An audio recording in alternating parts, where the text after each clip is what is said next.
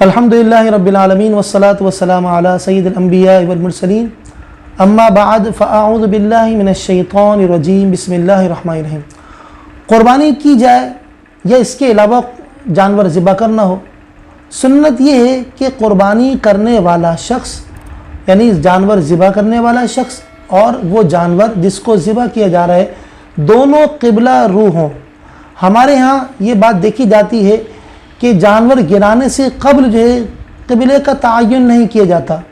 جانور گرانے کے بعد پھر جو ہے جانور کو گھسیٹ کے ادھر کر رہے ہوتے ہیں، ایک آواز لگاتا ہے ادھر کر لو، ایک آواز لگاتا ہے ادھر کر لو، یعنی بلا وجہ بے زبان جانور کو تکلیف دی جاتی ہے اور پتھریلی زمین ہوتی ہے اس کو اس زمین پر گھسیٹا جا رہا ہوتا ہے اور قبلے کی طرف کیا جاتا ہے۔ تو دیکھیں، یاد رکھیں، سنت پر ہمیں عمل کرنا چاہیے اور زہی قسمت ہم جانور سنت کے مطابق ہی ذبح کریں، لیکن اگر کسی نے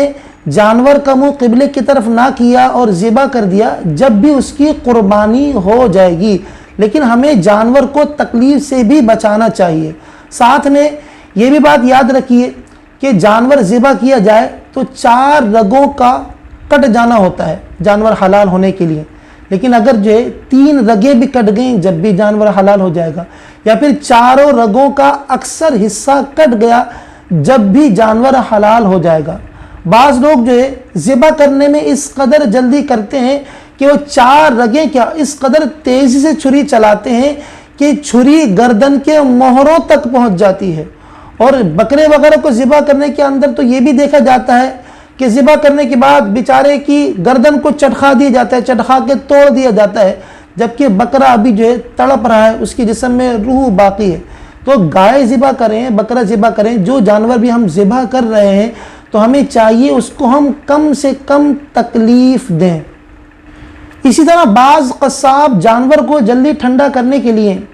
اس کے گلے کے اندر چھری گھونپ کر دل کی رگیں کاٹتے ہیں تاکہ جلدی ٹھنڈا ہو جائے۔ تو دیکھیں، یہ بھی بلا وجہ کی تکلیف ہے۔ ہمیں چاہیے کہ جانور کو ہم ٹھنڈا ہونے دیں، جب جانور ٹھنڈا ہو جائے اس کے بعد ہم اس کے پاؤں کاٹیں یا اس کے بعد ہم اس کی کھال اتاریں۔ جانور تڑپ رہا ہو، ابھی اس کی جسم میں روح باقی ہو، اس وقت نہ ہمیں اس کی گردن چٹخانی چاہیے، نہ ہمیں اس کے پاؤں توڑنے چاہیے، نہ ہی اس کی کھال کو اتارنا چاہیے، بلکہ جانور کے ٹھنڈا ہونے کا ہمیں انتظار کرنا چاہیے۔ یہ بلا وجہ بے زبان جانور کو تکلیف دینا ہے۔ اللہ رب العزت ہمیں جانور کو تکلیف دینے سے بچنے کی توفیق عطا فرمائے۔ وما علیہ الا البلاغ المبین۔